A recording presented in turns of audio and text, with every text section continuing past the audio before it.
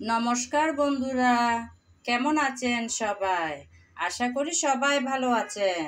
আজকে একটা কচুর ছড়া বা কচুরমুখী রেসিপি নিয়ে আপনাদের সামনে চলে আসলাম।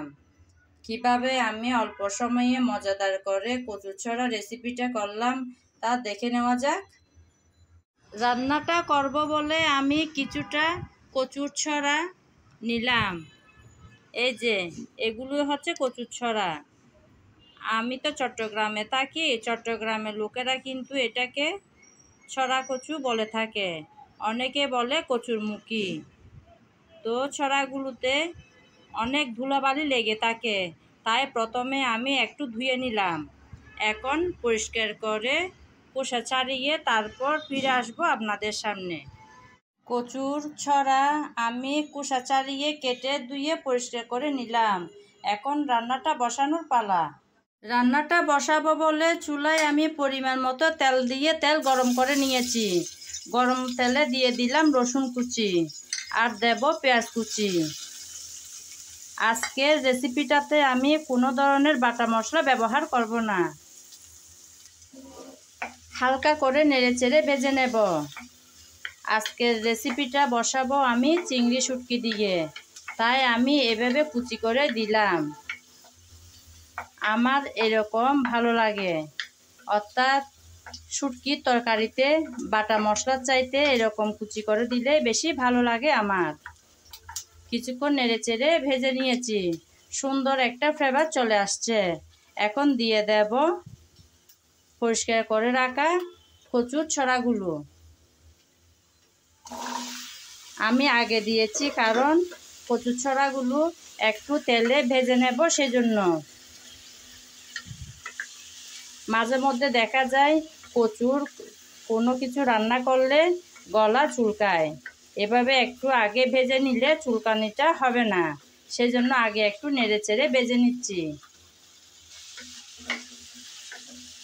কিছুক্ষণ তো নেড়েচেড়ে ভেজে নিলাম। এখন দিয়ে দেব মশলা। প্রথমে দিলাম হলুদ, তারপর মরিচ,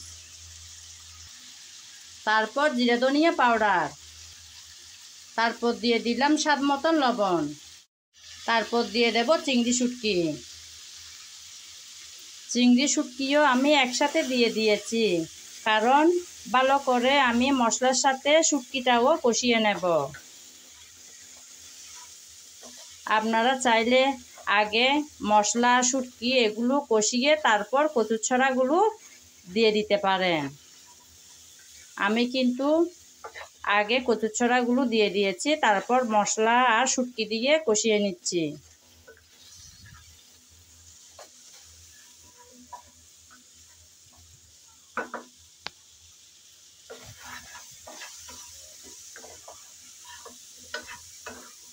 কিছুক্ষণ নেড়েচেড়ে কষিয়ে নিলাম।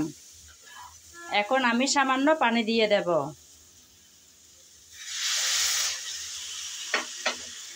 সামান্য পানি দিয়ে আবারও একটু নাড়িয়ে দিলাম। এখন ডেকে আবারও কিছুক্ষণ কষিয়ে নেব।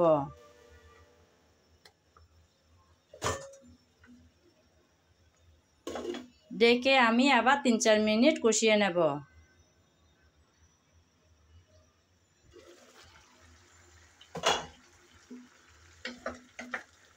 ঢাকনা দিয়ে আমি 3-4 মিনিটের মতন কষিয়ে নিলাম। আর কষাতে হবে না। তরকারির ভালো মন্দ স্বাদ আসে কিন্তু কষানোর উপর, সেজন্য যত্ন সহকারে কষানোটা করতে হয়। কারণ একটা তরকারির স্বাদ, ভালো কালার, ভালো গ্রান তিনটাই কিন্তু আসে কষানোর উপর। ভালো করে কষিয়ে নিলাম। এখন আবার পরিমাণ মতো পানি দিয়ে দেব। পরিমাণ মতো পানি দিয়ে আবার ডেকে রান্না করব 5-6 মিনিটের মতন। ফিরে আসবো 5-6 মিনিট পর।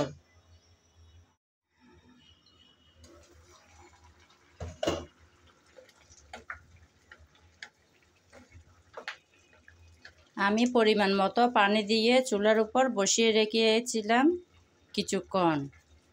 কচুর ছড়া কিন্তু অনেকটাই সিদ্ধ হয়ে আসলো। আমি তো আজকে চিংড়ি শুটকি দিয়ে তরকারিটা বসিয়েছি। যারা শুটকি পছন্দ করেন না তারা চাইলে এটা চিংড়ি মাছ দিয়েও বানিয়ে খেতে পারেন।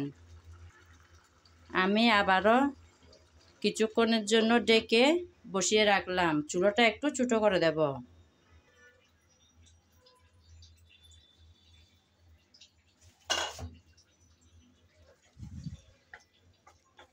বন্ধুরা, রেডি হয়ে গেল আজকের মজাদার কচুরছড়ার রেসিপিটা। আমার আজকের ভিডিও যদি আপনাদের ভালো লেগে থাকে তাহলে আমার চ্যানেলটি সাবস্ক্রাইব করে আমার সাথে থাকবেন, লাইক কমেন্ট শেয়ার করবেন। আর যদি ফেসবুক পেজে দেখে থাকেন তাহলে পেজটি ফলো করে দেওয়ার অনুরোধ রইল। আমার কাছে আজকে ধনেপাতা ছিল না, তাই দিইনি। একটু ধনেপাতা দিলে আর একটু ভালো লাগবে, গ্রানটা খেতেও হবে অনেক সুস্বাদু। আপনাদের কাছে থাকলে দেবেন।